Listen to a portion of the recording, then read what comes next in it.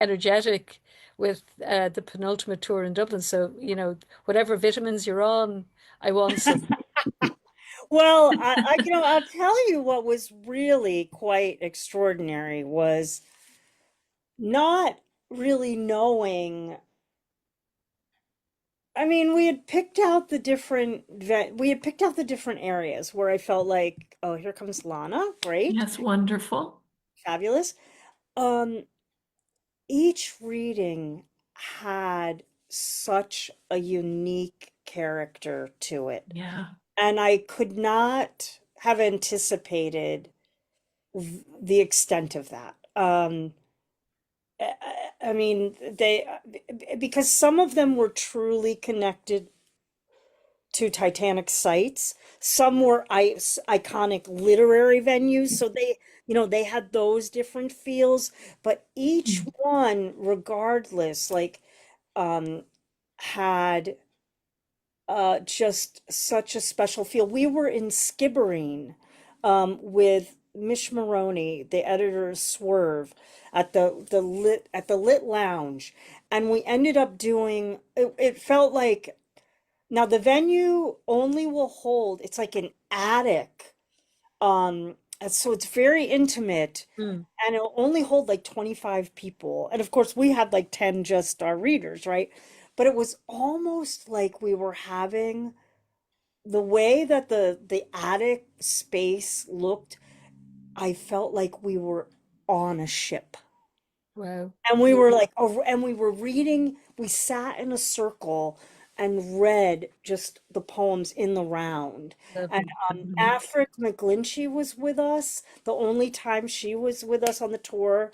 Matthew Keaton was with us. Like, so also each reading was its own unique constellation of readers as Mm, well. mm, mm, mm. Hello, Lana, and welcome. Hi. Thank you Hi. for having Hello. me. Oh my Hello, Yay, God. your everyone. sound is great and your lighting is great. So now we just need Indran to appear as well. Sandy, there's about 7 minutes before program time. I Right. will let you all know that as you're reading, I will be sharing your biographies as Sandy reads them out loud.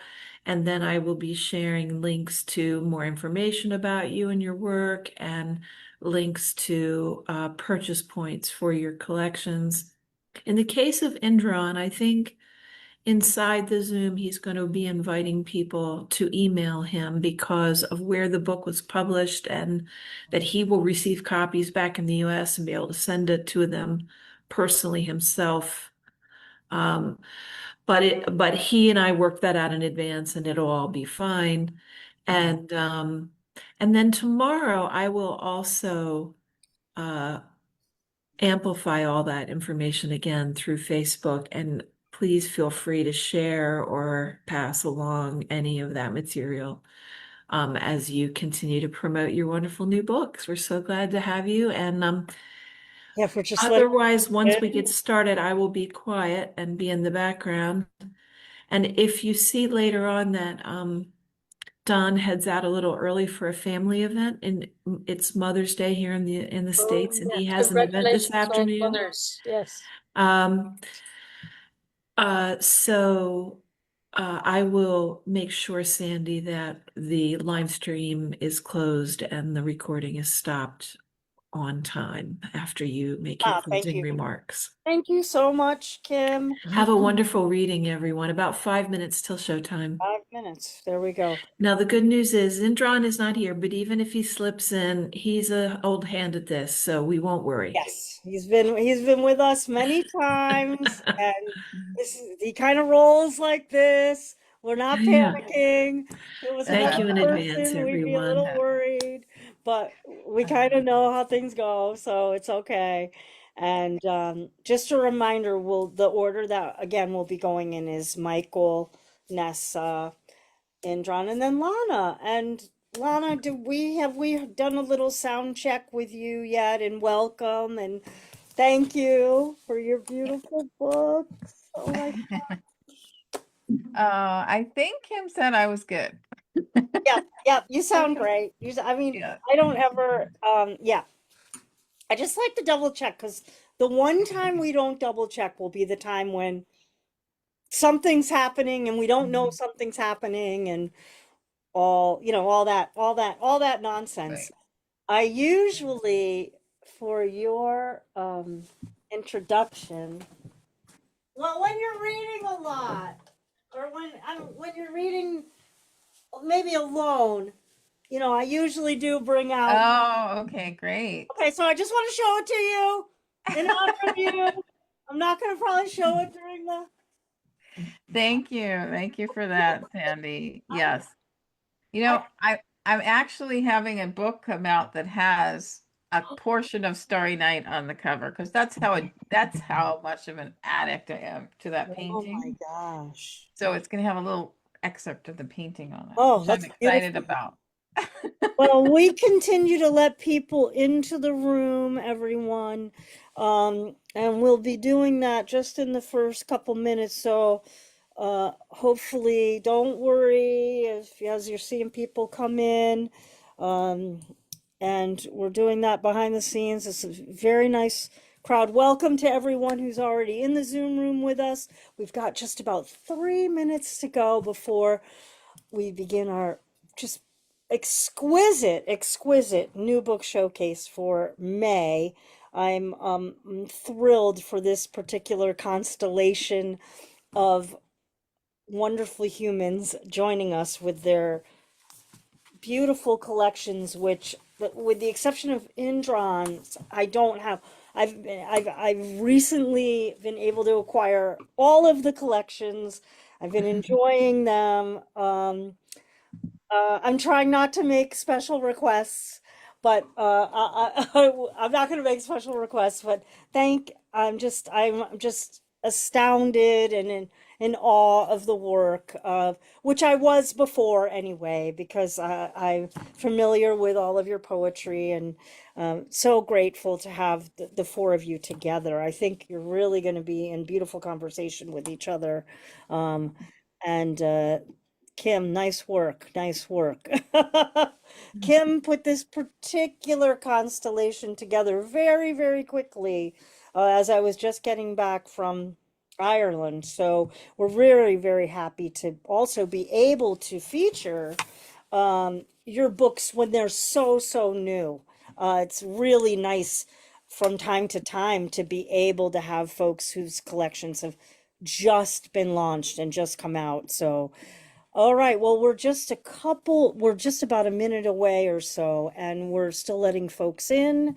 Um, um, Again, if you're just joining us in the Zoom room, welcome. It's our new book showcase here on Cultivating Voices Live Poetry. Always the second Sunday is our new book showcase. And those of you in the audience, just to let you know, if you have a new book coming out, we book we book quite far in advance usually. It just sometimes we have some strange things happen and we have beautiful gaps and we're able to do fun things. But if you know that you have a book coming out, uh, we consider a new book 1 year from publication date, and we right now are booked into early 2027. So you might want to give us a shout out if you have a new book coming out. Send us an email to cvlivepoetry@gmail.com. Just as soon as you can, we'll put you on a list and start creating those constellations for 2027. All right. Well, good afternoon, good evening. Bienvenidos. Kedmila Falcha, my friends, 100,000 welcomes to all of you here on Cultivating Voices Live Poetry for our weekly reading. And this week we are featuring our May New Books Showcase. And today we have a powerhouse of poetry and poets uh, in the embodiment of Michael Durack, Nessa O'Mahony, and Indran Amirthanayagam and Lana Hechtman Ayers. I am so excited for this unique constellation of poets to come together and share their work with all of you. And I want to also give a big shout out to last week's readers. The theme for our Poets Focus for May, the word mind. And we featured the wonderfully mindful Laura Gerard and Nathan Spoon and all of you on the open mic. Thank you so much for your participation. Today, it's, well, Lana, I think you're going to read from both of your new oh, just the one. Okay, very good. Four new collections to astound you with their mastery of poetry today. But before we pivot to today's feast, again, a few reminders that Cultivating Voices Live Poetry was founded in March of 2020.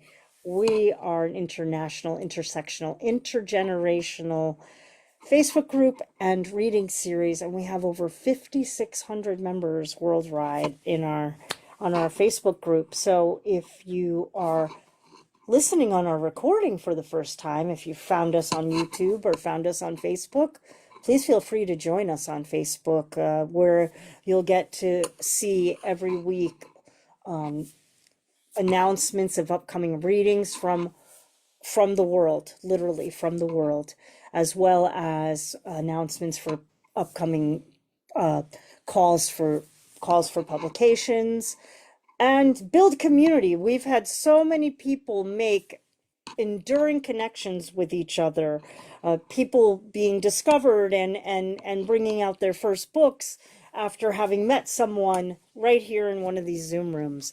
So we hope that your participation today in the Zoom room with us and or live with us on Facebook or on YouTube will glean some wonderful connections for you in the world of poetry. Well, and now just a couple of other reminders before I introduce our first poet for today. Our chat here in Zoom is live, so please do show the love, the respect, and mindfulness, of course, as you're leaving comments in the chat. And for our readers, of course, you'll be receiving those after the reading, and no worries. Don't worry about reading them during the reading. They will be abundant, plentiful, and quite laudatory, and you'll enjoy spending time with those. And thank you in advance to all of you leaving the comments. And of course, this is a new book showcase. So please do consider buying 1, 2, 3, 4, or multiple copies of these astounding new collections that you're going to be hearing today in this constellation for the very first time, and maybe the only time in this constellation. And I think poetry, there is no better gift than the gift of poetry. I truly, truly believe it. So this is a wonderful time of the year. To any day of the year is a good day for poetry. So please do consider purchasing those books. They will be listed in the chat for you, along with the author's bios. And if for some instance you miss that today while we're live, tomorrow on our Facebook page, you will find all the links to all these new books today that you're hearing from. Well, let us get to this incredible bounty that we have available to us today. I am so grateful to our first reader to have been able to pick up Michael Durack's collection, Look In. It's just a few weeks. I was able to pick that up just a few weeks ago when I was in Limerick, which is the home city of his publisher, Revival Press. This will be Michael's third book since we began hearing his work on Cultivating Voices, and it's a pure joy when we can celebrate new work with an old friend. And now, the more formal biography. Michael Durack lives in County Tipperary, Ireland. His poems feature in publications such as The Blue Nib, Skylight 47, the Cafe Review, Live Encounters, the Banyan Review, Drawn to the Light, Haight-Ashbury Literary Journal, the Stony Thursday book celebrating this year its 50th anniversary, if you are not aware of that, the Honest Ulsterman and Poetry Ireland Review, which we'll talk about in a little bit as well.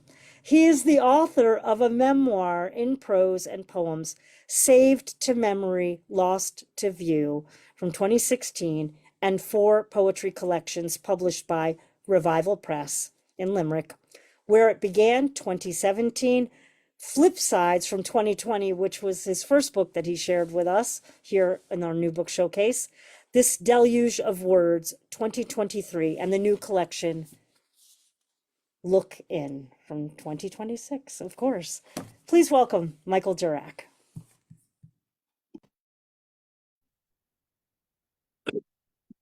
Thanks, Andy. Thanks, Kim, for inviting me and placing me in the company of such a fine cast of poets. The title is Look In, and maybe I'll start by reading the title poem. There's a randomness about a lot of the poems in this collection, and I suppose the title is an invitation to dip inside the covers and maybe find something unexpected. The phrase I associate with an uncle of mine who lived up in County Kildare, and he used it ironically, so I will find it difficult to replicate his ironic tone, but it says a multitude, and that's why the exclamation mark follows the 2 words as well. So the poem is also bookended by 2 allusions to great plays, Shakespeare's Hamlet at the start, and John Millington Synge's The Playboy of the Western World at the end. Look in. Faithful to Polonius's assertion that brevity is the soul of wit and tediousness the limbs and outward flourishes, my uncle would remark, look in, while seated in a corner of his local pub. Look in. Spoken wryly, shorthand for, look what the cat dragged in. Look in. Betokening the unexpected entrance of no grandee, luminary, top banana nor salt of the earth, pillar of church or state. A signal more like, a verbal smirk, acknowledging the arrival of some oddball, maverick, reprobate or wild colonial boy, a cowboy, loose cannon or ne'er-do-well. If Christian Mahan were to poke his head inside the door, and he destroyed, walking since Tuesday was a week, having killed his father with the blow of a lie, he'd surely catch my uncle's words, look in. So that's the title poem. And in the collection is in 4 sections, and the first section is mainly about language, the craft of poetry, and includes poems written in a variety of established forms, pantoum, villanelle, triolet, and there's 1 rondo, which I'll read. It's on the subject of writer's block, and I'll read it with apologies to serious exponents of the rondo form, and also with apologies to the Beach Boys, because I couldn't resist the pun on the title of one of their great hits from the 1960s. So the poem is called Help Me, Rondo. Help me, rondo, sonnet, or villanelle. Any form with power to break the spell of this stubborn, stifling writer's block. Maybe free verse will help me unlock the imprisoned muse. Only time will tell. I dip my can in the waters of Helicon's well once more. Pluck up the courage to knock on Parnassus's door, but all to no avail. Help me. Rondo, sestina, pantoum or villanelle, help me escape this writer's block hotel. Silence, but for the ticking of a clock, a blank page. Beach Boys or TikTok, Ronda or Rondo, heaven or hell, help me.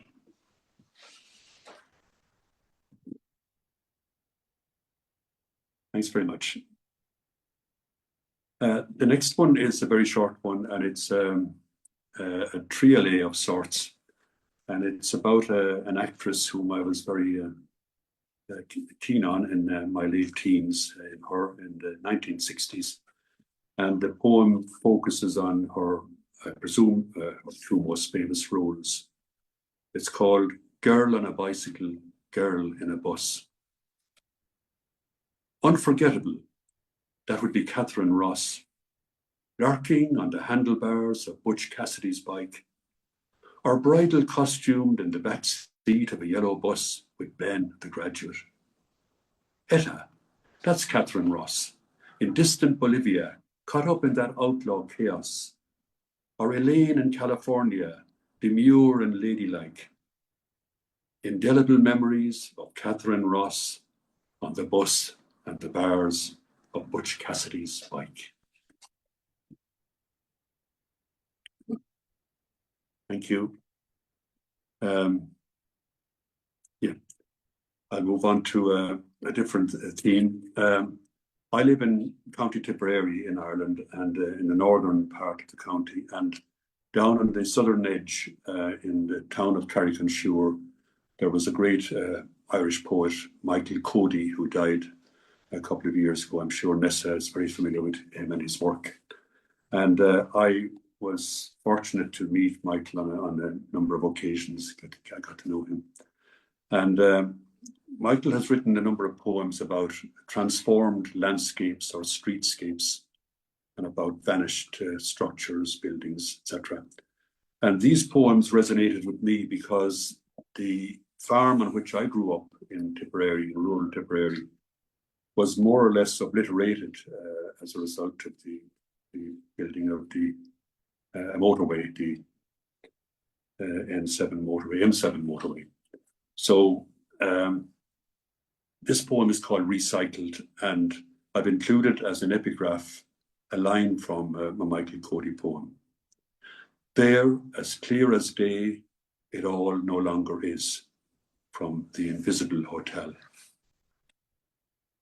On the M7 motorway near Junction 27, look out for those fields of tillage and pasture and find them, in Michael Cody's words, no longer there. In Lower Manhattan's Battery Park, crane your neck for the steepling. Crane your neck for the steepling twin towers that have been utterly recycled to air. In cool Fort Henry and Garry-na-Teneil, sleepers and rails recycled where a throbbing branch line's no longer there. In town and in country, nostalgia buffs seek out factories, ballrooms, cinemas, all recycled, no longer there. In Gaza, war's erasing apparatus wreaks its daily obliteration, its nightly transformation.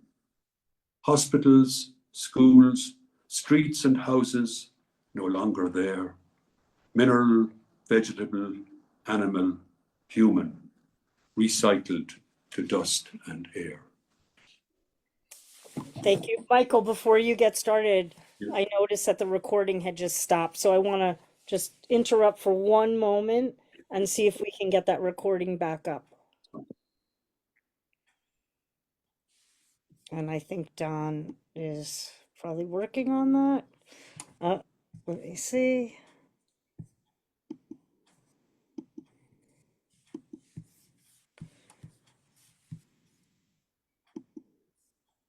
Let's just wait one more moment. Sorry for the interruption.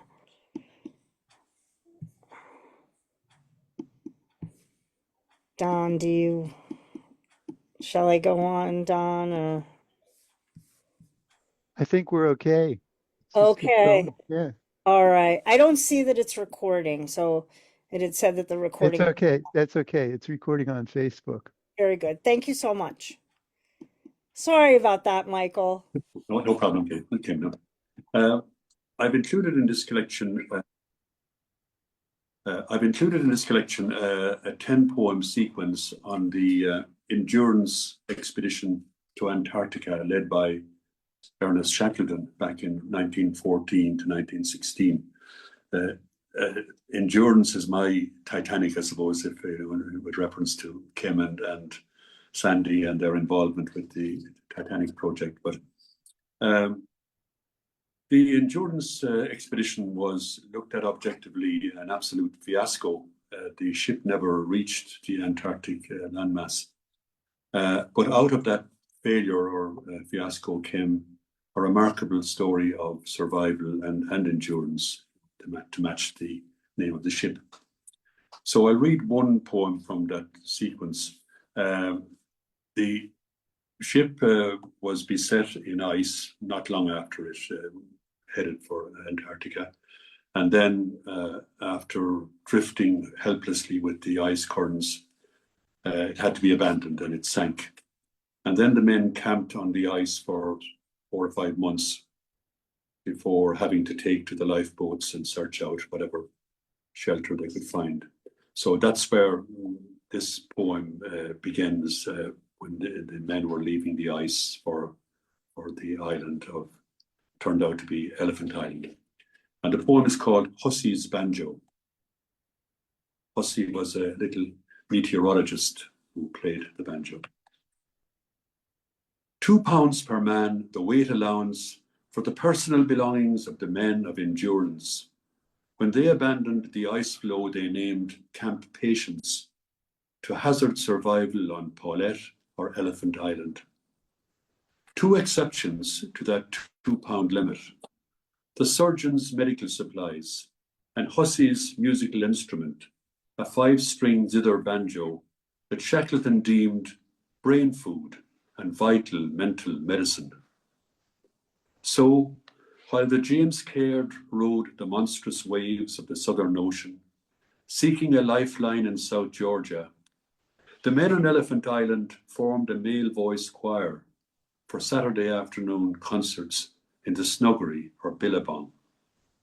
And the little meteorologist with his 6-tune repertoire lifted their spirits. They say the penguins, though repulsed by his Scottish airs, warmed to It's a Long Way to Tipperary. At the mercy of fate, back up beyond, 22 men sheltering under 2 upturned boats, the stuttering notes of Hussey's cheerful banjo perforating the endless Antarctic winter night.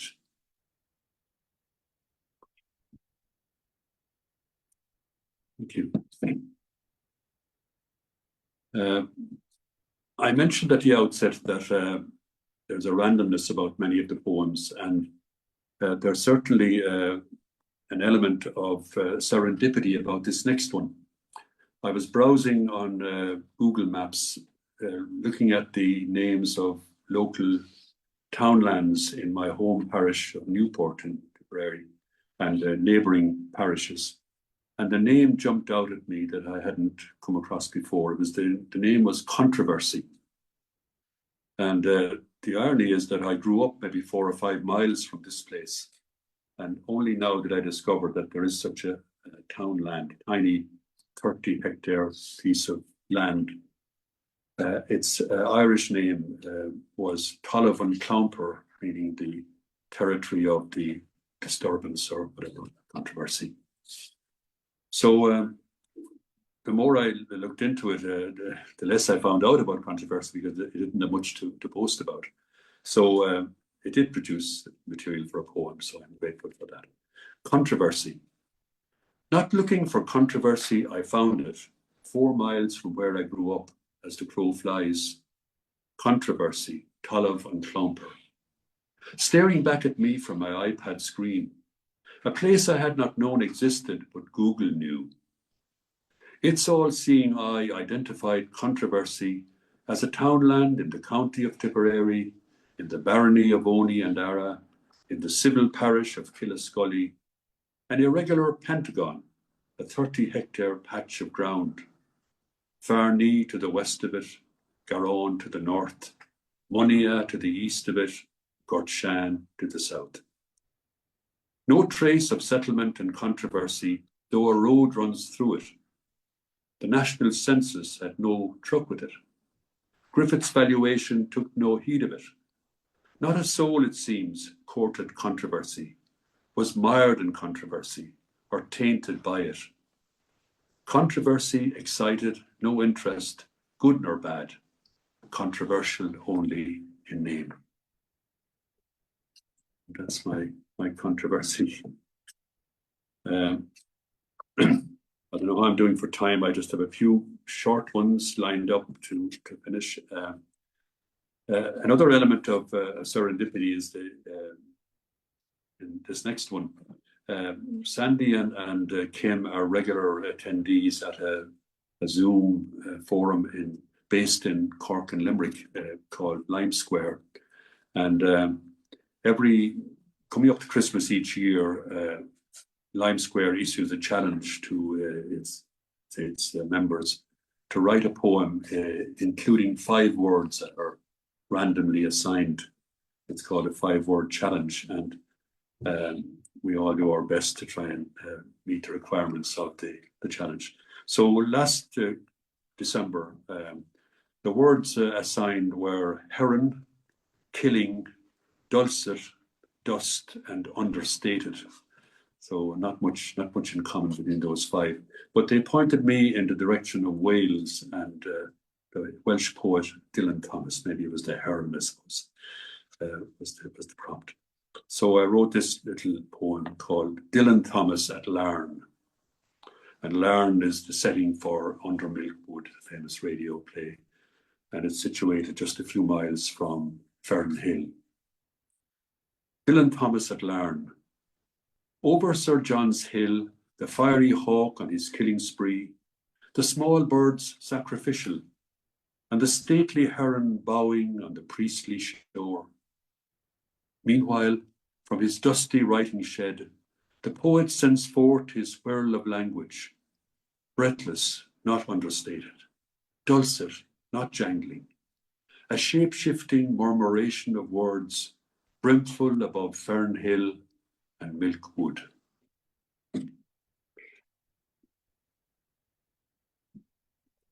Okay, 2 more little ones. I live very close to water.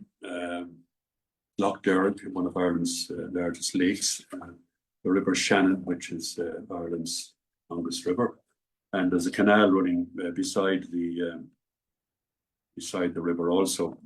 So when I hear a helicopter hovering above, I am kind of reminded of something somebody said to me one stage, that helicopters and water don't make for a great match. That there's something, there's an element of foreboding about hearing the sound of a helicopter over a water feature. So if I can find this. One Sunday I heard a helicopter very low over my house, and it landed in the grounds of a local school. And sure enough, the news that followed was not happy news. So, helicopter, silencing the shrill notes of robin and willow warbler, a great bird in an azure sky, a noisy blackbird hovering, metallic wings rotating, the vigilant chopper bird drawn to river, lake, canal. As gulls stalk trawlers bringing home their catch, it shadows jet skis, cruisers, sailboats, has eyes for those who take to water out of a sense of fun, adventure, despair. The search and rescue bird, augurer of hope, the search and recovery bird, harbinger of doom. And I'll finish up with a little poem called Ice Jet. Every August, we take our grandchildren to a seaside resort in Salt Hill on the outskirts of Galway city. And we go there to spend time on the beach and at the adjoining fun fair. So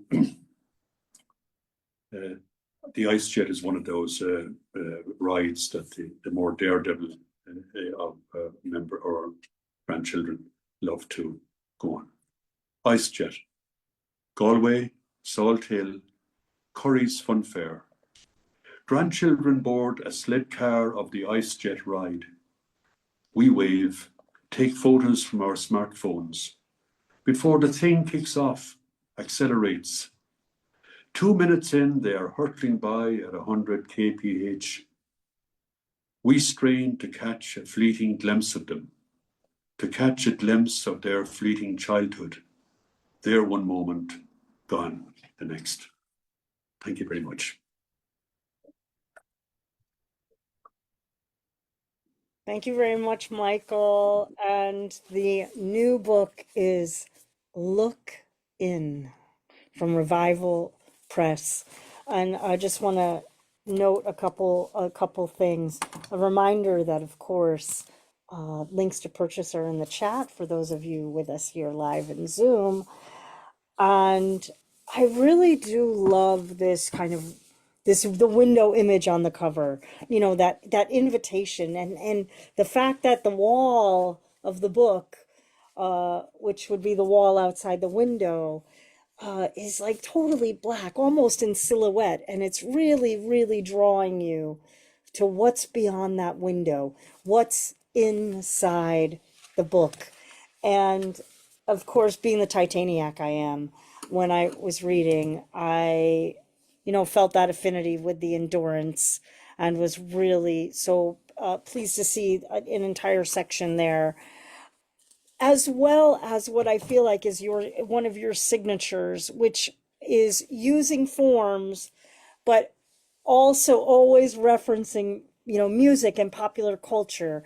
And the book is really chock full of what are your wonderful signatures that you have in your poems. Help me, Rondo. A great marriage of the two. Thank you so much, Michael, and congratulations. Thanks. Looking forward to hear the other 3 readers. Yes, thank you.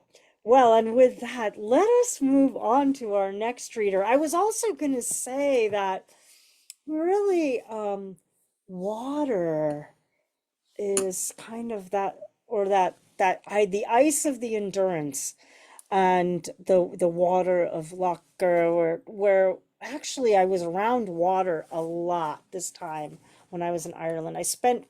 I really spent time with the rivers in the cities I was in. I made sure, and I didn't know that it was going to be a harbinger of spending time necessarily with Nessa's new collection, Dodder, in part about a very special river in her life and lifeblood and being.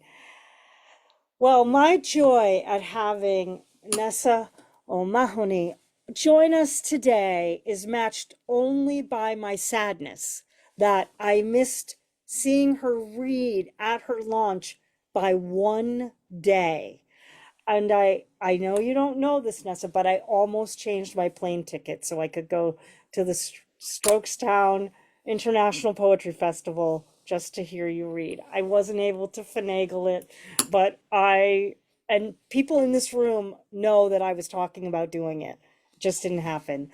So I am incredibly fortunate, having missed it by just hours, to have her with us with her new collection, Dodder, from Salmon Poetry, so close to her launch date. And as I was saying before the program started, it's really special. We're not always able to have folks join us right as they're close to when they're launching. And it's been really special to have poets like Michael and Nessa be able to join us so close to after us visiting and reading in Ireland. So thank you so much. Well, here's the more formal biography for Nessa O'Mahony. Nessa O'Mahony was born in Dublin, and she has published 5 books of poetry: Bar Talk, 1999, Trapping of Ghost 2005, In Sight of Home 2009, Her Father's Daughter 2014, and The Hollow Woman on the Island 2019. Her sixth collection was published just this April, and she has edited journals and anthologies, including, and this is very, very near and dear to my heart, the Poetry Ireland Review, issue 138, tribute to Evan Boland. And if Nessa joined us during a tribute that we did here on Cultivating Voices as well, in 2021. Nessa has written fiction and nonfiction, and she is an associate lecturer with the Open University and has a PhD in creative and critical writing from the University of Wales, Bangor. Please welcome Nessa and her wonderfully beautiful new collection just out from Salmon. Thank you. Thank you so much, Sandy and Kim, for the wonderful invitation.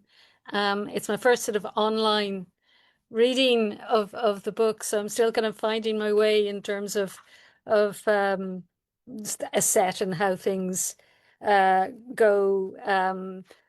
And it's such a pleasure to be in the company of Michael and Indran and Lana as well. So thanks so much for letting me be part of this.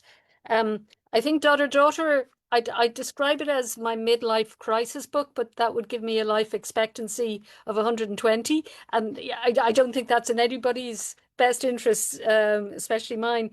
But the poems in it, I suppose, did really reflect a sort of a reappraisal, if you like, an unease, a nervousness about going into my 60s.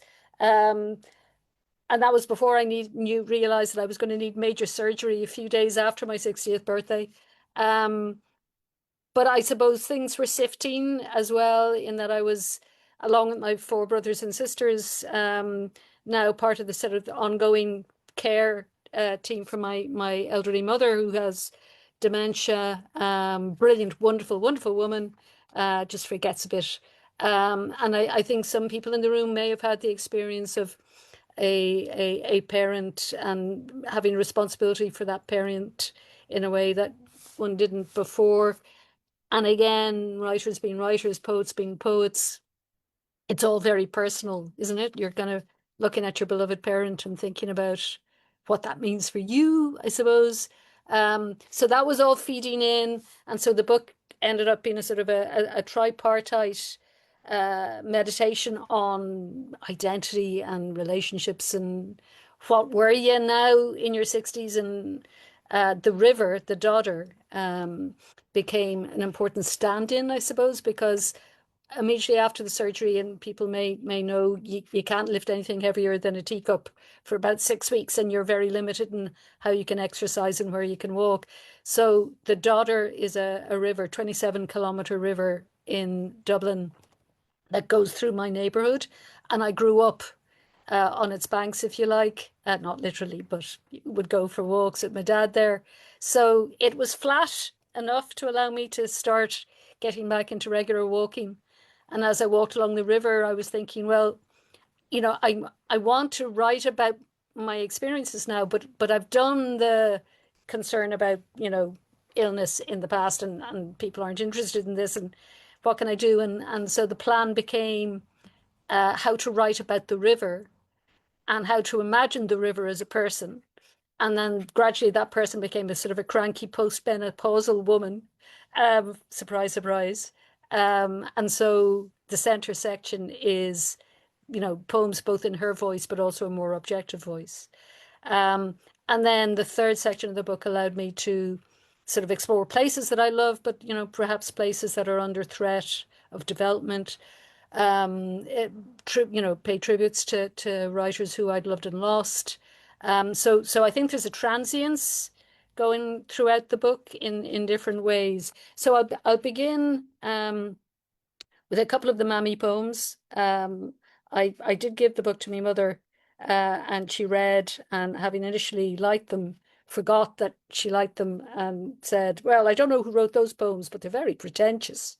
So that was my first review. But I'm still here, guys. I'm still here. So this is sort of a typical experience that people may recognize of sleeping back in your old bedroom, sleeping over. Back in the bedroom at the front of the house, where the door still rattles and streetlights seep through torn nets. Alert at whatever hour is too early, too dark to make out the titles on the shelves that I should know by heart, haven't the heart to recover. I strain for a sound from the next room, but my mother has the child's sleep I knew 50 years ago when my sister teased me with secrets. Back then, I couldn't dream those dreams might evade me, that this safe place might host anxious counting of hours of things done or undone. There's a reason why the aged don't share the future. That sleeper knows, keeps it snug to herself. And Mum, one of the things that Mum has absolutely not forgotten at all is music and the songs that she learned in school. She learned with her aunts in County Mayo in the 1930s and the 1940s. And there's one that she continues to sing now, which is, people may know versions of it, Going Home. Going home, going home, I'm a going home. And again, it struck me as I listened to this, that there were different types of home now. So this is spiritual. Mam has been singing for days, the same quavering notes heard through walls. She still has phrases, I'm a going home, and the broad shape of her journey, not far, close by. The place has no name. We've long since abandoned any address that would tie her to daughterhood, parenthood, widowhood. But somewhere, her mother expects her, her father waiting too. When she asks me what home she's going to, I look away, try to shut out notes that breach every wall.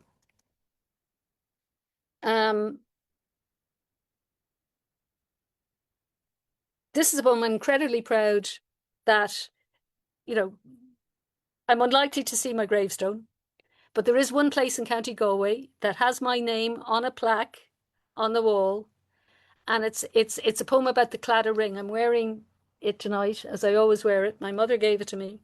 My father had given it to her.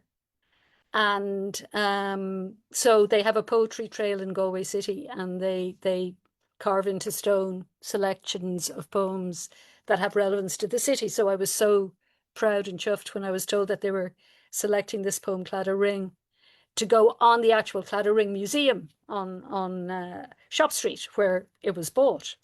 So this is the poem, Claddagh Ring, for my mother. Two hands, one heart, a coronet, bought on Shop Street, tied with a bow for 50 years together.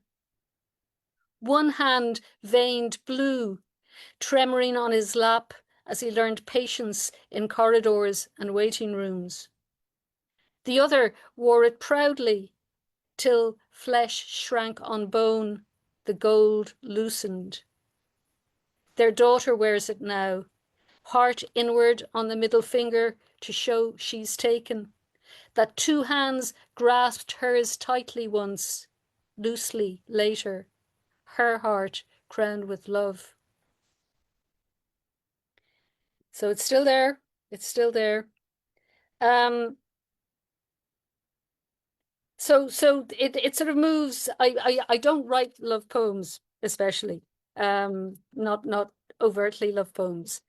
I did want to get into an anthology of love poems that was being edited by Joseph Woods and Leanne Quinn, called Romance Options. So this was a big challenge. How could I write romantically? So this is the best I could do. There's a line a quote from William Shakespeare's The Seven Ages of Man, which I'm sure people are familiar with, which references the sixth age shifts into the lean and slippered pantaloon. We took our vows, and now between us we comprise one decent body. My shoulder takes the load while you apply heating pads to a throbbing muscle. Your right wrist can twist any jar lid imaginable, while swollen joints make my grasp questionable. My legs keep pace with collie pulls and hill slopes. You see the small print when my squint proves too faint for detail. We have one breath to which you exhale as I lie in the dark, holding mine, counting insomnia's minutes. Your ragged metronome keeps beat with the ringing in my ears. As I said, not the most romantic of people. I'll give you some river poems because that's what the book is called. And the river, the Irish for the river, Dodder, is on Durack. And in fact, the word Dodder, the Anglicization was probably taken from that. But on Dodder, if you look at the various sort of Irish dictionaries, it means river. So tautological title for a river if ever there was one. So on Dodder, and it's in the voice of the river. Named before time, so when they came to make a map of me, they reached for the nearest word to hand, made harder sounds out of softer ones, stuck syllables together that male lips could spit out with minimum effort among the monocles and whiskers of the academy, stating the obvious, calling me what I am, river, my real name, hidden under quartz and cowberry.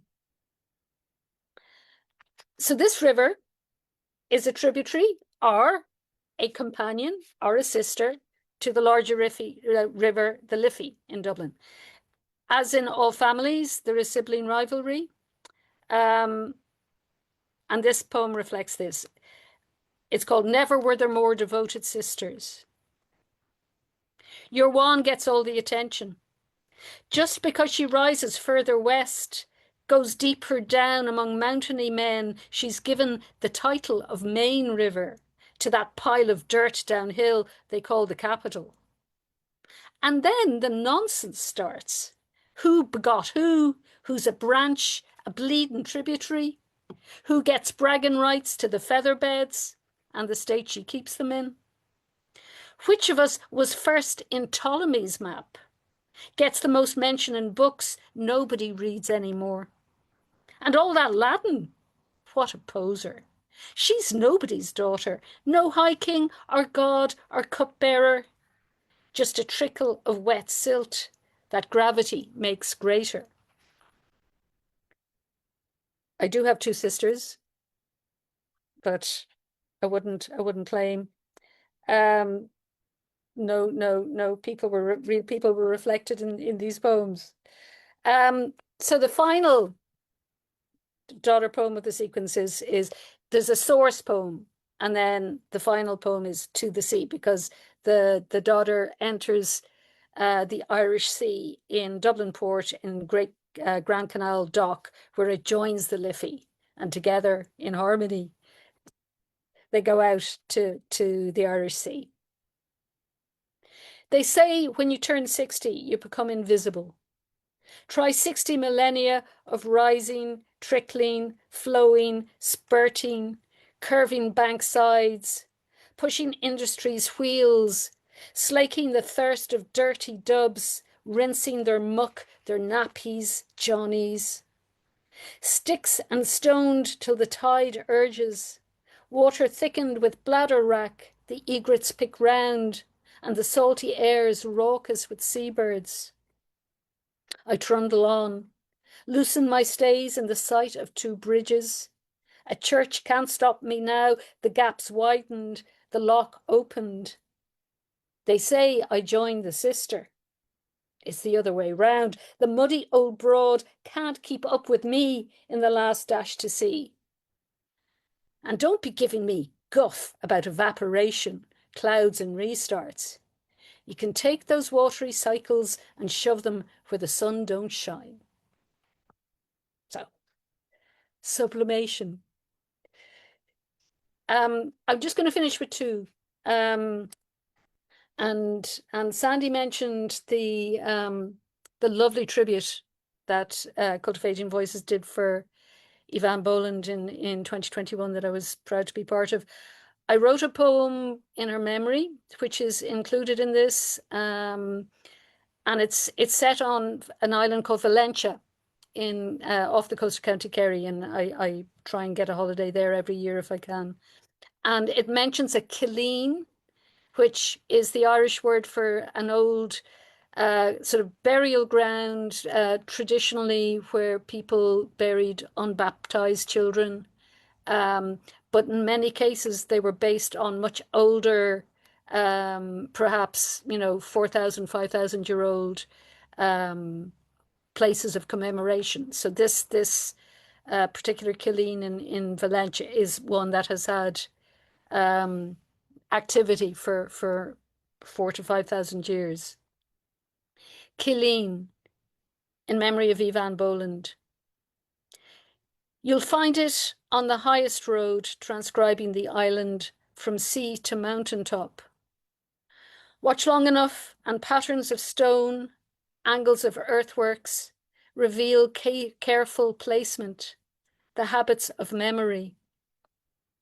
3,000 years they have come here, honored their dead, buried their shame, consigned their prayers to fire, smoke, ash, a small bundle of cloth.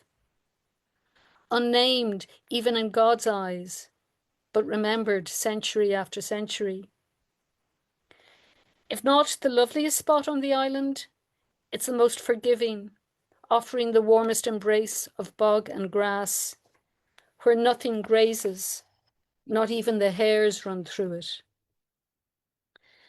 And I'll finish with another poem which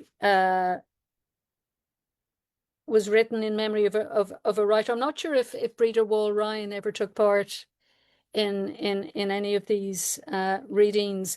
Wonderful Irish poet who died 2 years ago, far too soon. And this poem was written about a year before she died. She'd had illness for much of her life. And about a year before she died, she led a poetry walk in the Botanic Gardens in Dublin. And it was the most amazingly brave thing. She was in her wheelchair. Her breathing, she had difficulty with her breathing, and yet she was still determined. It was a cold November day to read the poems, share the experience, show us what she saw in this lovely landscape in the Botanic Gardens. So after she died, another poet, Keith Payne, contacted a lot of us and asked us, could we maybe put together a little brochure of poems that they could give. She was in the hospice. Actually, sorry, forgive me. She was in the hospice. She hadn't quite died. And could we write some poems for her?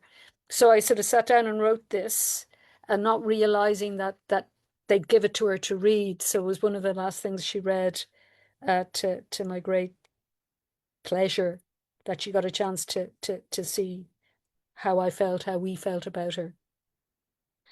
Audience at the Botanic, in memory of Breda Wall Ryan. Botanic Gardens, Glasnevin, November 2023.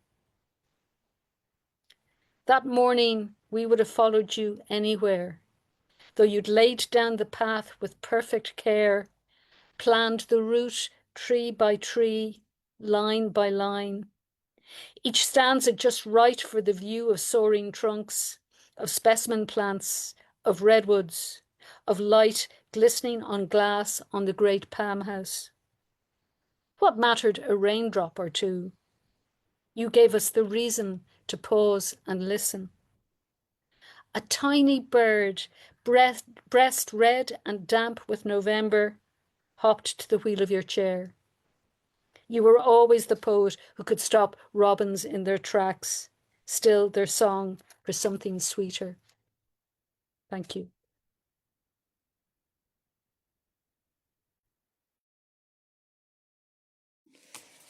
Beautiful reading. Thank you. Thank you so much. I was thinking about been thinking about the metaphor and the physicality of the metaphor of the river, and that phrase in the poem for Ivan, the habits of memory and the memory of habits. You know, that both sides of that phrase are true. They really, like a river, they course all through this collection, Dodder, the habits of memory and the memory of habits, through lived experience, and just so gracefully, so tastefully, so sonorously done. Beautiful, beautiful work. Thank you so much, Nessa. Congratulations. And I look forward to the next time. I hope the next time I see you will not be as brief, and get you to sign the book, of course. Thank you so much. All right, friends, we move along now to a person that really needs no introduction here on Cultivating Voices. You know, each person here today has a really special connection with Cultivating Voices. We talked about Michael was with us in the very early days, Nessa being with us for the Evan Boland tribute, and Indran has also been with us in our very, very early days. And in fact, Indran, you were one of the very first poets to ever read in a New Book Showcase. So you are an incredibly prolific poet, translator, ambassador of poetry wherever you go. And I always feel so honored that you always find a way to kind of bring your river back to us here, and always come back and share your new work with us. And I'm always so grateful because you are able to travel far and wide, bring your poetry vastly to numerous places, and I appreciate that you always come back to share it with us. So here is the more formal biography, though, of Indran Amirthanayagam. Indran Amirthanayagam writes and translates in English, Spanish, French, Portuguese, and Haitian Creole. And we have heard poems of his. I believe you have shared poems from all those languages with us here on Cultivating Voices. He has published 30 books of poetry, including his newest, White Space Sonnets. Isla Itinerant, El Bosque de Delites Fratricades, Seer, The Runner's Almanac, Poet Non Po, Poet of the Port, The Migrant States, which was the first collection he brought to our stage here in Cultivating Voices. I can see it on my shelf in my old house, sitting as my backdrop, which I kept there for many, many, many months. The Elephants of Reckoning, which was winner of the 1994 Patterson Poetry Prize. This is just to name a few of the 30. In music, he has also recorded Rencontre Doubt. He is the publisher at Beltway Editions and edits the Beltway Poetry Quarterly, writes his own blog spot, and pens a weekly poem for Haiti on Marche and El Acento. Indran also hosts the Poetry Channel on YouTube. I do not know if you sleep, my friend. I do not know if you sleep. Indran has received fellowships from the Foundation for the Contemporary Arts, the New York Foundation for the Arts, the U.S. Mexico Fund for Culture, and the MacDowell Colony. He served as the 2022 IFLAC World Poeta Mundial, and he was Matwala's Poet of Honor in 2025. Please welcome our dear friend, Indran Amirthanayagam. Thank you so much, Sandy. Thank you, Kim. It's really great to be back on Cultivating Voices Live. I'm a bit sheepish because despite all this world traveling and so on, I misunderstood the time difference. So I got here late. But It happens to the best of us, trust me. I was in a bar earlier, I must admit, but it wasn't that. That wasn't the cause of it. Having a drink that was very, if I may dare to say it, English, though I'm an Irishman at heart. In fact, I wrote a poem about the connection between the Tamil cause and the Irish cause. You know, it was a concern of my grandmother, who was taught by Irish nuns. So, you know, we've got old stories coursing through us.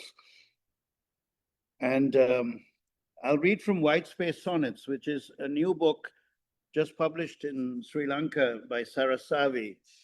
I wanted to publish a book in my homeland, and I went back there last December, January, with my daughter, and published this book, which, if anyone's interested in it, you'll have to write to my email address, and I'll go from there. But or in Sri Lanka, you can find it in Sarasavi.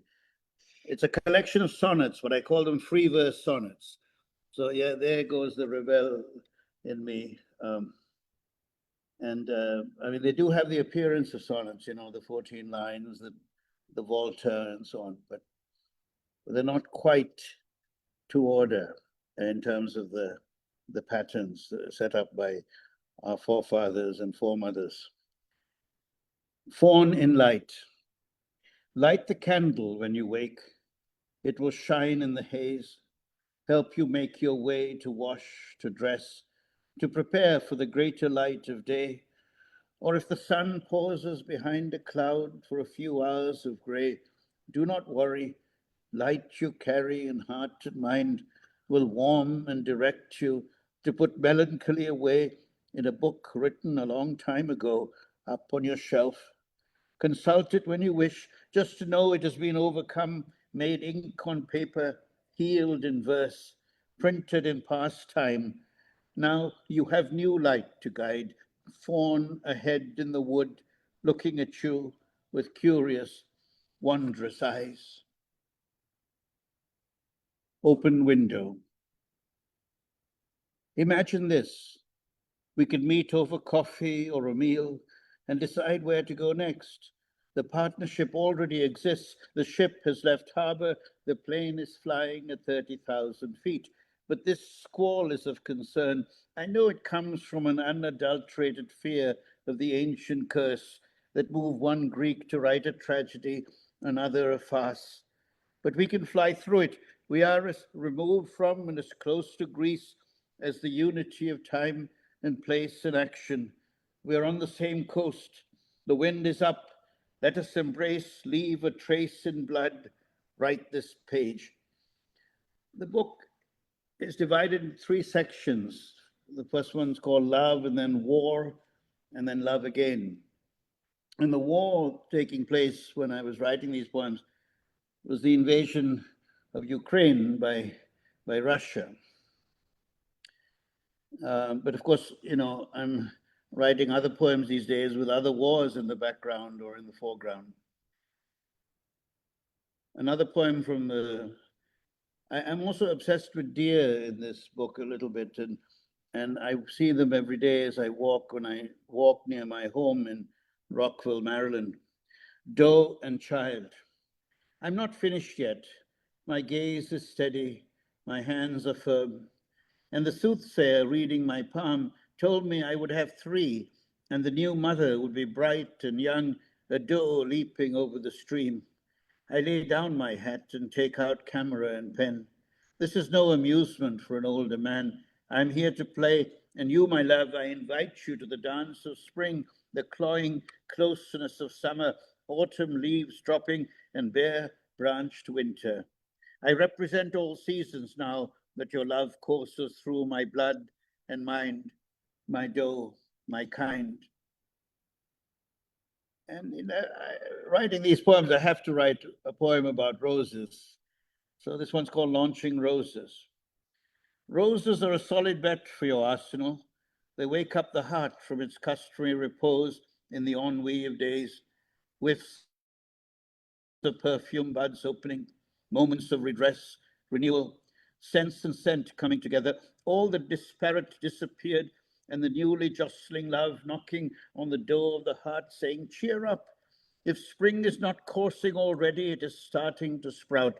And here are the harbingers, the first out of the trenches, the rose brigade throwing roses, blowing blossoms.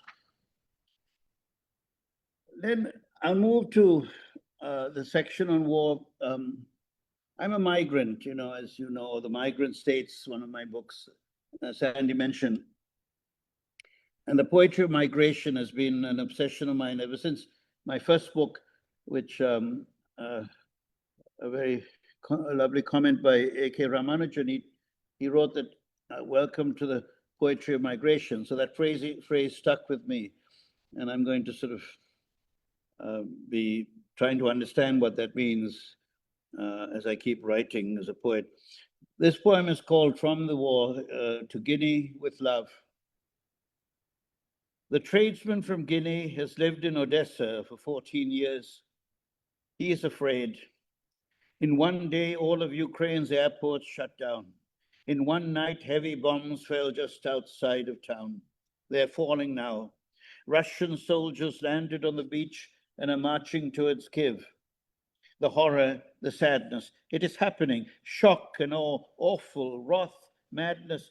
Chernobyl, symbol of nuclear death, has been captured. No reports yet on the state of the concrete. Where are we going? I listen to the trembling voice of my friend from Guinea.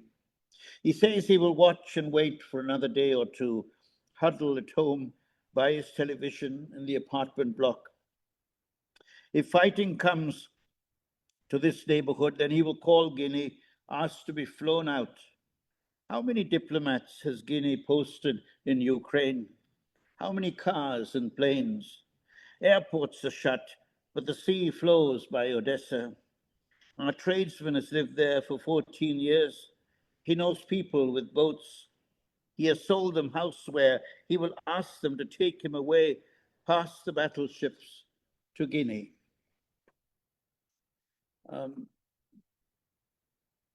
And one more from this section. The title of the poem is I Still Can't Reach My Uncle, and that's said by Ilya Kaminsky. In the wake of tragedy, we turn to those we know, to say hello, to ask if they have news of family and friends. I remember during the first days after the tsunami, the wrenching silence of not knowing the whereabouts of my brother, his wife and children, and then seeing their names on a list of survivors, feeling relief for a while before reading the story of a fellow citizen who lost 26 members of his extended family, swept out to sea at Trincomalee, while I could go to bed knowing my brother was safe. Ilya cannot find his uncle. I wish you good luck, my friend. I hope you will get news soon from him, from some safe place across the border or in a bomb shelter.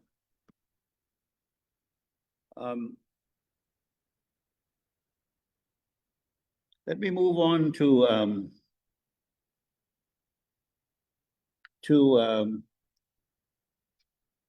Love Again. Morning letter. It will come naturally from need and loss. Where are you this morning? Did you run yesterday in the morning or evening? When you went to the store, did you find that bearded fellow among the tomatoes? I admit, I depend on your news. Send a note when you can. I too visit local places, market and park, even church on occasion, from a persistent nostalgia. What shall we plan for today? I have started to write a lesson plan for our French studies, I wait eagerly for the first class to share what I learned in the Outre-mer. As I've written elsewhere, we share the same sea and coast now, even though we cannot step in exactly the same waters at the same time. We know from previous studies of experience, Zoom can serve as deus ex machina, resolve the gap between the first step and the second. Also in this book, there is my mother appears, today being Mother's Day in various countries, not actually in Argentina, but where I am at the moment, but of course in the US and in Peru and various places. And she passed 2 years ago now, January. So this poem, I will read one for my mother to finish, but let me read this now. This one's called Leaves. I'm obsessed with Whitman, as we all are, I guess. And so this one is called Leaves, Status Report. I've been cooking, yes, and going for walks, using the apnea machine, reading for class, attending meetings for the new job, and dreaming about my love, and standing near my mother, encouraging her to get up, roaming the internet for words I've not yet spoken, and pictures of old bottles I may never again peruse. Given the circumstances, on earth, a little space and all that. But I digress. As Trismegistus did, to stave off the visiting reaper. So I keep good company, the final frontier pushed off for another day by persistent cultivation of mushrooms popping on the lawn after rain, beside leaves gathered already by Walt, the gardener I hired to refresh my game. So Walt has become my gardener now. Pumping metaphors. I'm hedging all bets in this epic meditation. Love informs the lines, and I expect the golden oil will pump for decades to come. Then how to account for dregs in the abandoned field, the mine that raised half the mountain before being left behind a gash, a memory, and a still polluted water table? Love does not contaminate, it lifts the spirit, heals. Still, loves that inspire poets are usually embraced, consumed. This epistolary business exists on a different plane, not any less valid, but the basic desire for release looks for a partner, someone who will hug and kiss the speaker back. And I'll close with this poem again about my mother. I don't know how much time I have. If there is time and you want me to read one of my a poem in Spanish from the new book, I can do that. Let me know. All right. I will read this and then I will conclude with the poem from this book, which also, if anyone's interested, it's called Isla Itinerante, Wandering Island, which is the metaphor, I think, that captures my sort of autobiography. Recompense. There is always more than one love, one task, one compromise. My mother has become a child again, although she resists falling down. She wants to feed herself, but food falls on her blouse. She wants to walk, but stiffens and leans back, not forward, unbalanced. She falls. She used to walk to church at dawn, then return to make egg hoppers, ladling the dough in the pan, so all the kids would wake up to a hopper feast. She dreams of the taste, those days, and here in Can-Do America, we must find a solution. Look for a Sri Lankan grocery, buy the implements, study the recipe, make hoppers for my mother for the first time. Yeah, so one of those things, you know, make hoppers for your mother for the first time. And then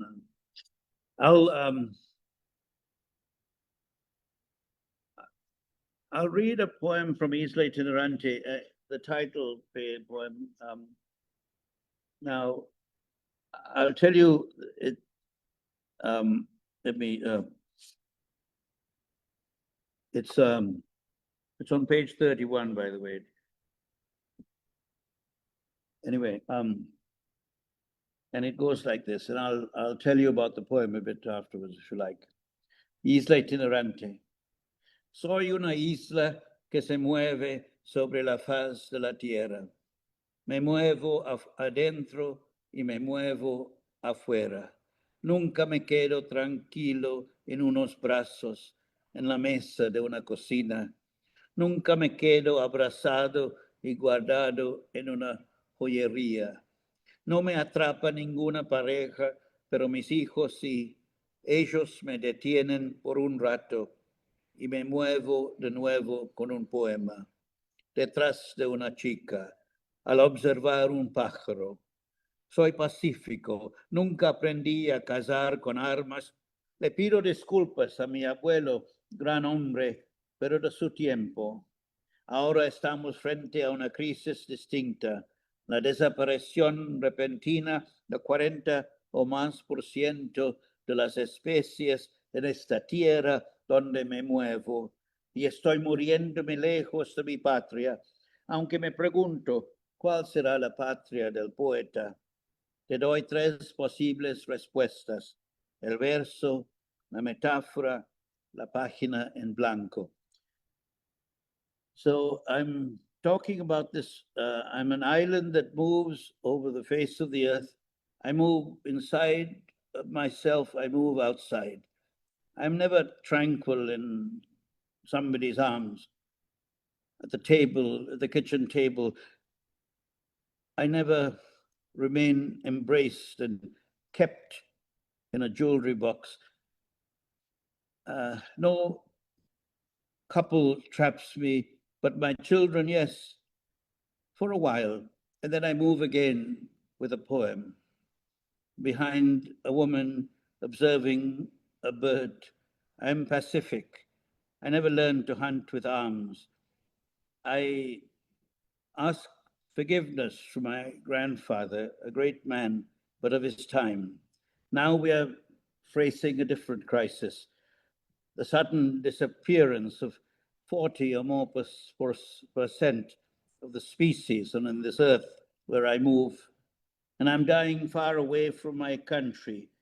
Although I ask myself, what is the country for a poet? I give 3 possible answers: the verse, the metaphor, the blank page. Thank you. Thank you so much, Indran. It reminds the final poem really reminds me also. It's a poem of more migrants, more migrant states. I mean, spiritual, metaphorical, as well as physical. The new book is White Space Sonnets, and I'll just say you are in good company with people writing in free verse sonnets, of course. I am thinking of Terrence Hayes, like comes right to mind, like they are, and I particularly love the sonnet box that is not the sonnet, uh, and the different variations on that magic box, and the lyricism uh, that can come from breaking out of the box of the sonnet. Uh, Incredible, incredible. To show up there. Absolutely. All right. Thank you so much, Don. Thanks, Kim. Thank you, Sandy and Don, and thank you everyone for your patience. And thank you, Indran and Lana, of course.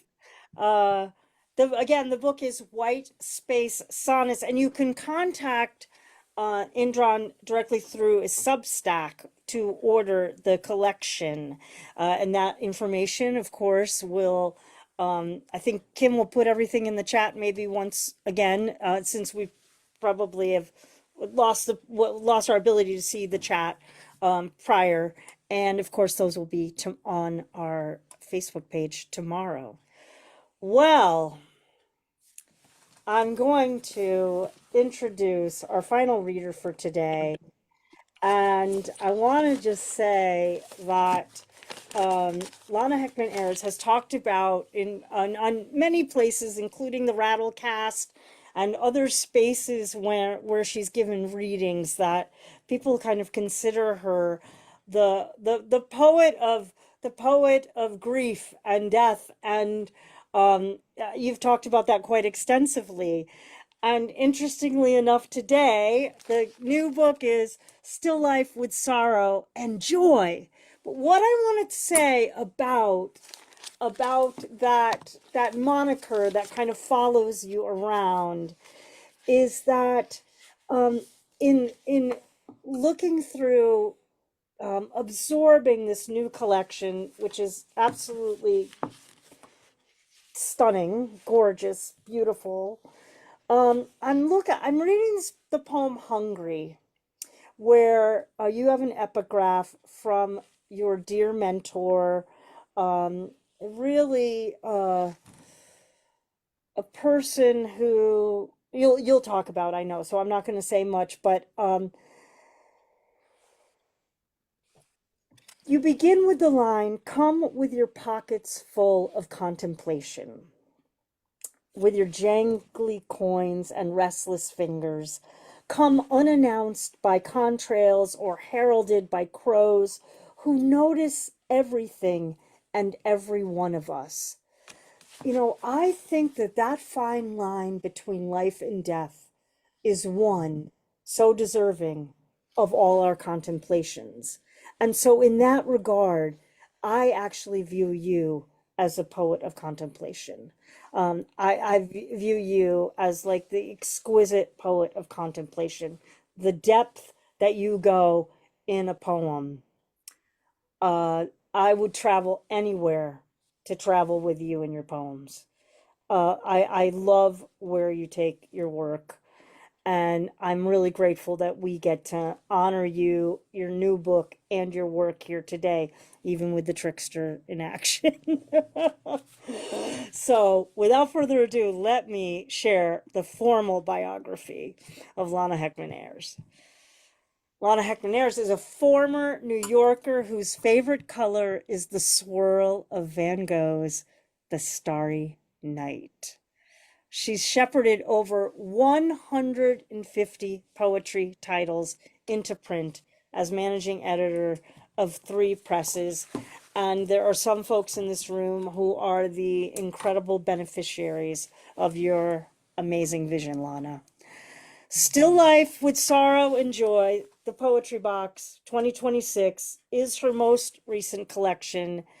And she has poems appearing in the Bluebird Word, Peregrine, One Art, and elsewhere. And from her home in Oregon, on clear, quiet nights, she can hear the Pacific Ocean whispering to the moon.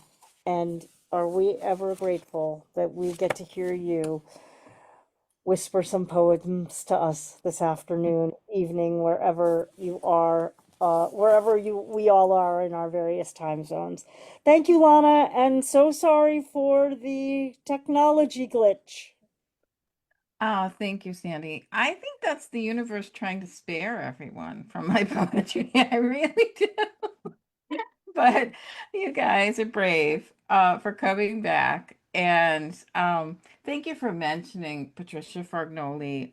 I feel like none of my books would exist without her because she believed in me and she told me my poems should be in the world. And I mean that's the reason they are. So thank you, Patricia. Okay, now I'm gonna cry. The poems of Still Life with Sorrow and Joy do contend with grief and loss and aging and death. But I present these poems not to depress anyone, but to offer comfort and companionship as we all journey toward some great unknowable ending. Thank you to Kim and Sandy for inviting me here, for Don helping behind the scenes. Thank you to everyone in the audience. And I give a special shout out to Deborah DeWitt. You showed the book, but I mean, her painting is just stunning and makes for such beautiful book covers. She's an Oregon painter, and she's been so generous with her art. And this painting is called Love Letters, and it's graces the cover and is on the wall on the right side of my desk, and I admire it every day. And thanks to Sean Avenigo Sanders for her beautiful cover design. It has been a delight to be here with these brilliant, brilliant poets. I'm going to start with a poem called Heaven on Earth. Kinda.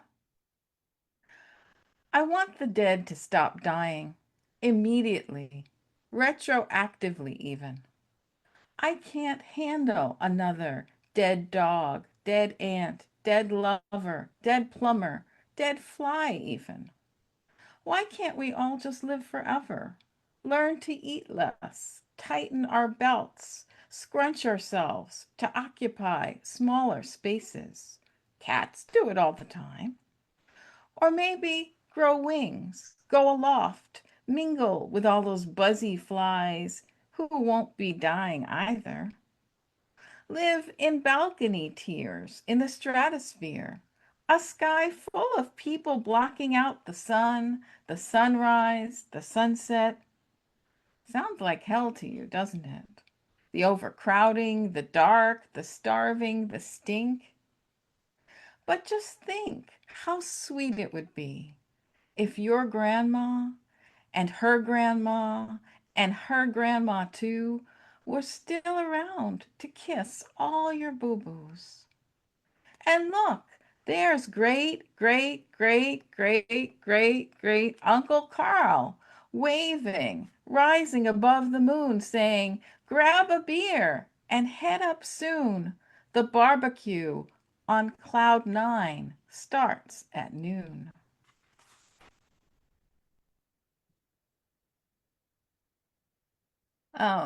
This next one is a true story. I've always had cats and dogs. I love animals. They're my fur babies.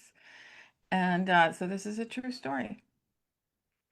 Dear dead Sylvia in cat heaven, it may have seemed to you as if your brother cat, Luis Rocket, did not return your affections.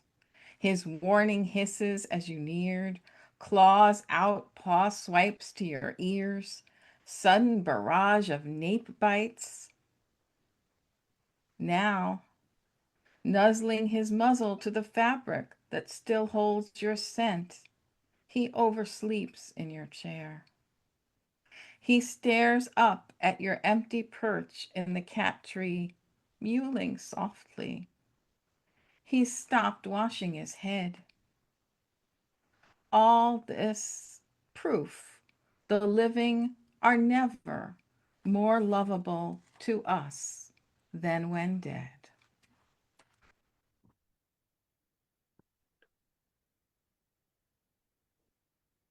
This one is called Leave a Message.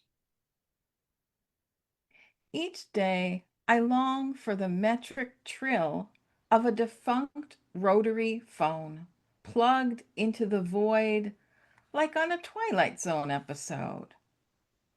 Your hyacinth voice from the other side saying, things are good here, except I really, really miss you.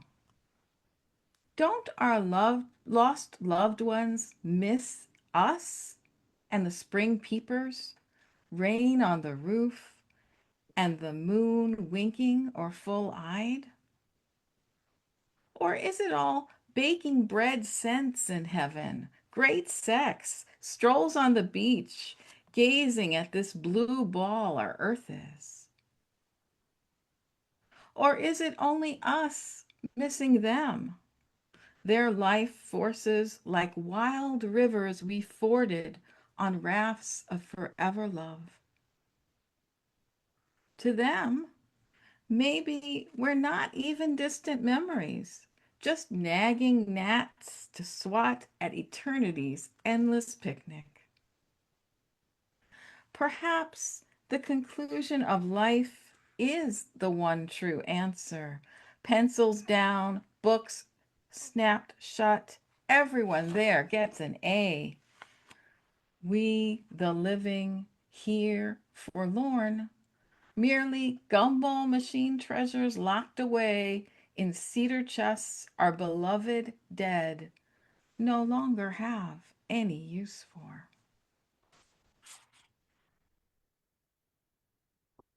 I'm going to read these next two poems in honor of Sandy, as they do have a water connection. So here they are. Here's the first of the two. I once sat at the edge of the world, on a pier overlooking the royally steely waves of Puget Sound. A cormorant, darker than death's own angel a few feet away, brooding on a rotted pylon, took no notice of me, though I wished for him to fetch me under his enormous wings and carry me off to somewhere I'd never been. And if I'm honest with myself, that wasn't what I really wanted. What I really wanted was to be someone else, live in a different body, have a different vision of voice and mind. Or else I wanted to stare into the depths below me until I liquefied, became one with the wild currents.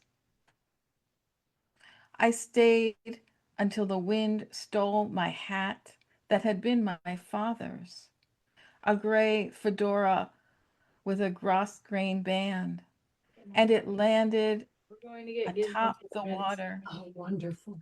We'll be right back. bobbed along a vessel on a perilous journey. And I watched and watched until it sailed beyond the horizon, sailed off the edge of the world without me. And this next poem is the entire poem is kind of a metaphor for how it feels to look at the world through grief and loss. And it's also true. I've never been successful at wearing progressive lenses. I bifocals only for me. So this poem is New Progressive Lenses. My left eye sees only Monet, French ultramarine sunrise sky, cobalt blue pools of lilies, muffled shade where envy grows. The other eye knows Chagall, levitating cats, violins, bent backward brides who never think to ask, chickens big enough to ride. It was always raining inside with my old eyeglass prescription. Fallen apples and wood smoke choked my throat, my vision too watertight. Light isn't an answer. Light's a shipwreck.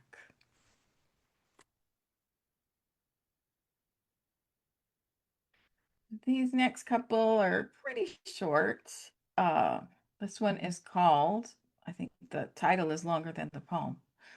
Today, a friend told me about a haiku poet's suicide.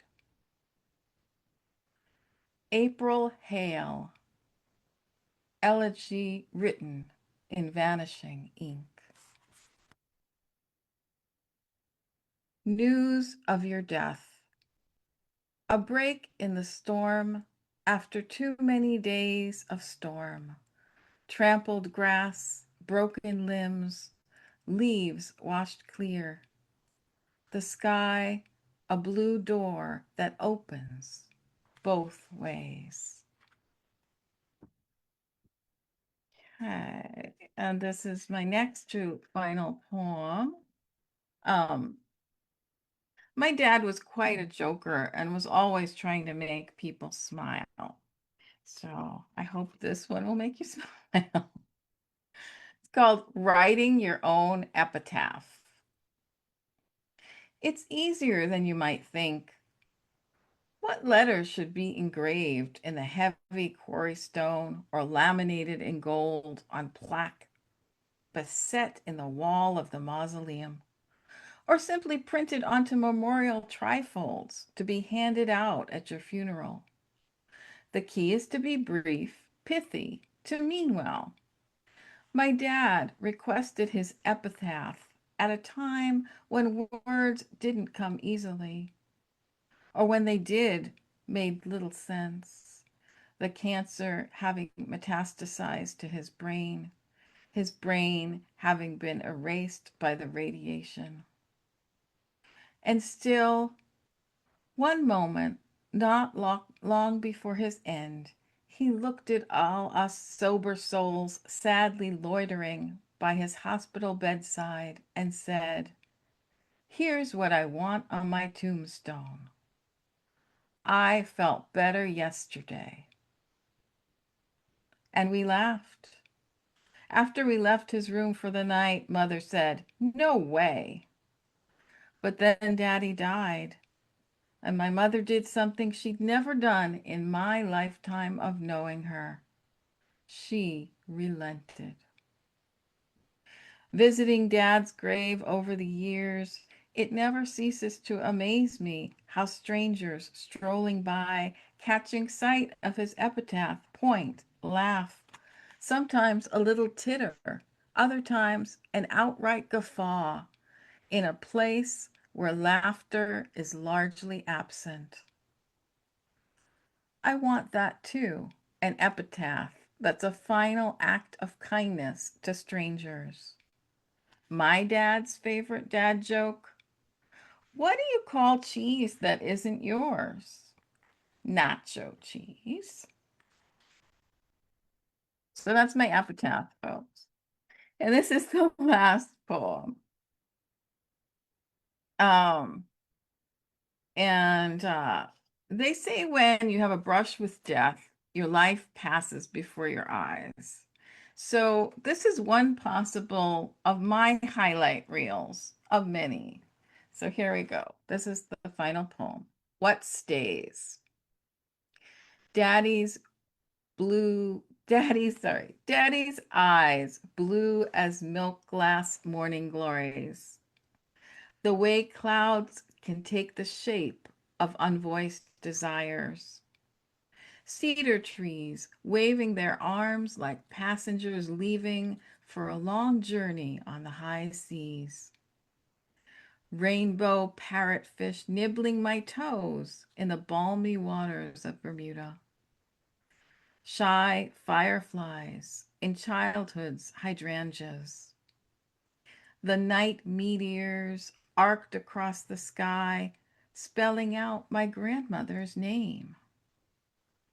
The way the moon followed me home to be sure I arrived safely.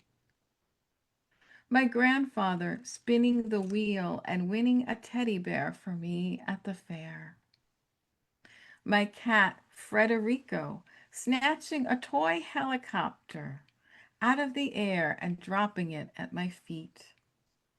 My little black dog Layla snuggled next to me, her muzzle warm as a mug of cocoa.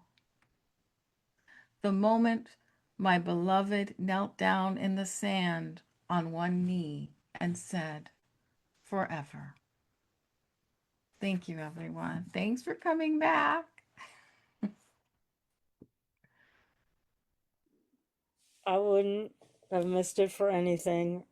I would have created a whole new program just to bring you back if it hadn't happened. What I'm reminded of with the final poem, What Stays, you know, the catalog of what stays. And it takes me right back to Nessa, the memory of habits, the habits of memory. And I'm thinking that Lana and Nessa, I'm not about shoulds, but you both are really amazing editors. I feel there's an anthology of habits of memory, memory of habits, I can see a whole anthology on this theme, and I feel like you're the two to do it. International anthology. I'm just saying. I'm just saying what I'm saying. That's all I'm saying today. That's all I'm saying. Oh my gosh. Thank you. Thank you. This, what a constellation the four of you have made. I could feel as the program was getting closer that we were in for just some exquisite poetry, literally from all around the world, and an invitation to be with our home languages and also to be really with the elements, earth, sky. There wasn't a lot of fire today, except the trickster, I think, was the fire, and so much water. Folks, would you please unmute and show your appreciation for our resilience today we kept the poetry going in the face of the trickster trying to get us to not listen. Bravo, bravo, Hey, Indy. thank Everyone, you. well Thank done. you so much, Hooray! everyone. Thank you. What an Thank Well you. done. Well exquisite. done, Hustle, getting back in. Yes, thank you, Judith. Thank you. Yeah, and to all of you who got back in, I'm thinking about the door opened both ways. The blue, I don't know if it was a blue door, but blue door opened many ways today, and they all led to some incredible poetry. Thank you so much, Michael Durack, Nessa O'Mahony, Indran Amirthanayagam, and Lana Hechtman Ayers for our new book showcase for May. We here at Cultivating Voices Live Poetry, we cannot do the program without Kim Ports Parsons and Don Krieger, and of course, all of you for being here. Those of you in the Zoom room with us, you steadfast folks, you plowed right back in. You didn't miss a beat. You came right back in faster than I could get back. You were here. I walked in and the room was full. Bravo, bravo, everyone. And of course, to all of you watching us on the recording, the hundreds of you that watch us every week on our recordings. Next week, my friends, it is our May finale. It is our wild card open mic. Can it get more wilder than today? I don't know. Come back and make it wild next week here on the open mic. Signups begin 15 minutes before the program begins at the top of whatever hour you are in, according to your time zone.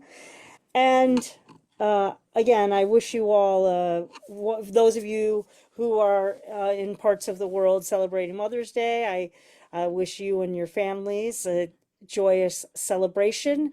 And I wish those of you not celebrating Mother's Day to celebrate the divine feminine that exists every day. Right, Kim? Every day, right? That's right.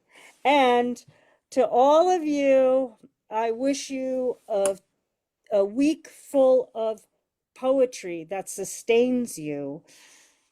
Take good care of yourselves. Take exquisite care of your beloveds. And keep writing your miraculous poems. We have never needed them more than right now. I'm Sandy Yannone for Cultivating Voices Live Poetry, and we will see you next week. Have a good one, everyone. Thank you. Long. Thank you. Well done.